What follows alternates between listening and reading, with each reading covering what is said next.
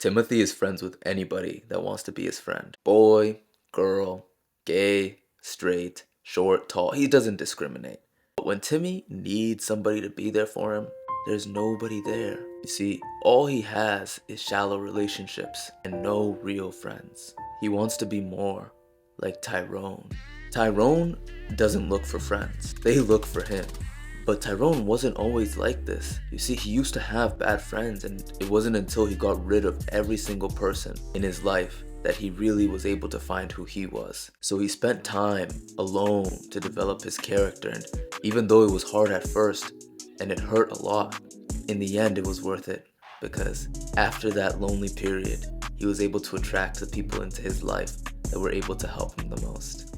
Let me tell you a story. I used to be the biggest introvert. I used to take pride in the fact that I didn't like to talk to people. You know that feeling that you get when you're alone and you're happy and at the same time, you're lonely. I always existed in that space where I never really made connections with people or stepped out of my comfort zone because I was scared. I remember when I started at my new gym, I had set this goal that I wanted to talk to one new person every day. I figured I was gonna be leveling up in the gym, so why not level up my social skill too? This was the most scary experience I've ever done, but I grew so much from it. So I started talking to one new person every single day, and within a month I had talked to over 30 people. Because once you start talking to one new person, you get momentum and you talk to somebody else, because at that point you're in a social flow state. You're like, why not? Within 2 months I had talked to well over 100 people.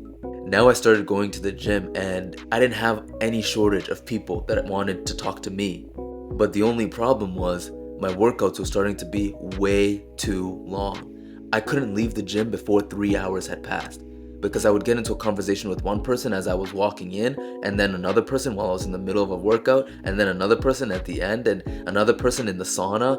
I was talking to anybody. I wouldn't even discriminate. And what happened was I developed all of these shallow relationships that had no real depth. If you don't know me, my name is Andrew, and my mission here is to make men strong again through self-improvement, starting with myself. I make authentic videos for young men on self-improvement. If that sounds like something you're into, go hit the subscribe button, because I like to see it go up. If you want to join my cult, it's the first link in the description.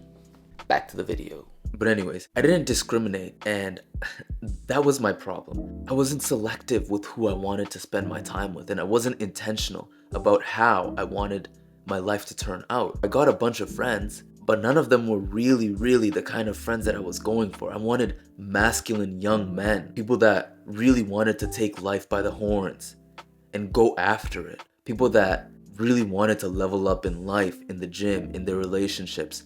I was trying to make turkeys fly. Damn, that's the thing about a turkey. It can never really fly until it chooses to. And the same can be said about people. You don't make good people, you find them.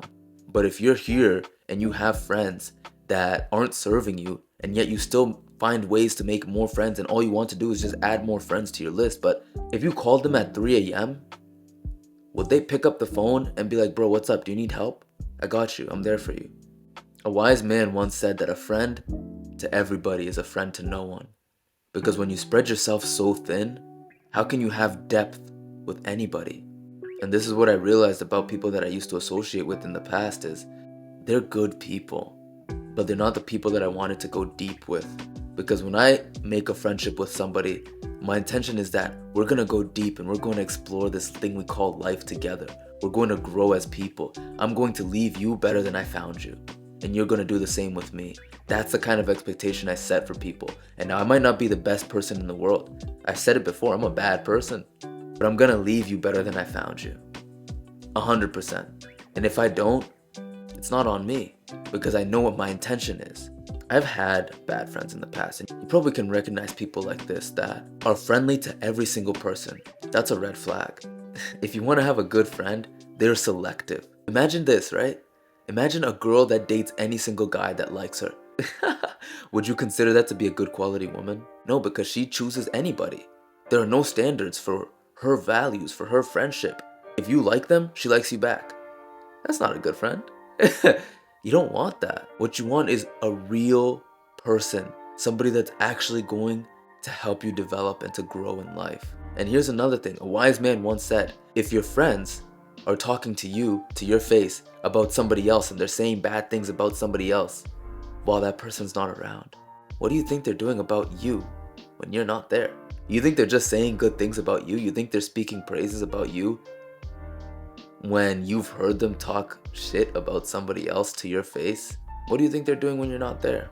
I don't know, but if I had to guess, and I think you know too, there might be a point in time when you probably get on their bad side or you make them upset, and what do you think they're gonna do? I have a lot of respect for my sister because my sister refuses to talk bad about people. Like, she's one of the most quiet people, and she knows how to keep certain business where it should be, and that's a very good quality. These are the qualities you want in your friends.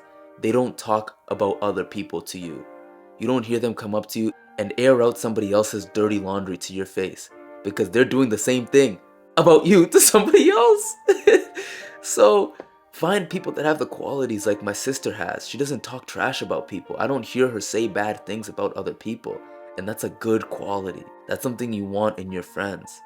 A real friend, they might talk bad about you, but they will do it to your face. You'll know when something is wrong, and that's how it should be. We should have these open discussions where it hurts. Trust me, it's not always easy to have that difficult conversation, but in the end, you will be so much more grateful that your friend told you how they really felt, as opposed to a friend that's going to hide it from you.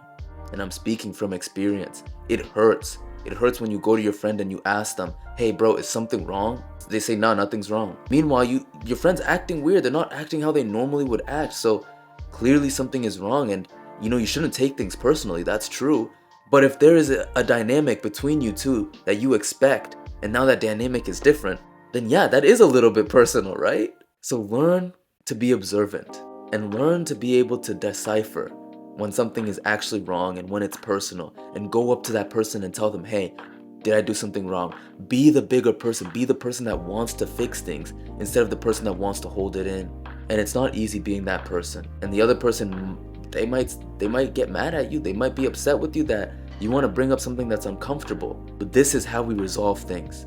Conflict is a privilege, because without conflict, we don't know where our real friends stand. So when you have that conflict, go up to that person, be honest, be open, and really get to the bottom of it.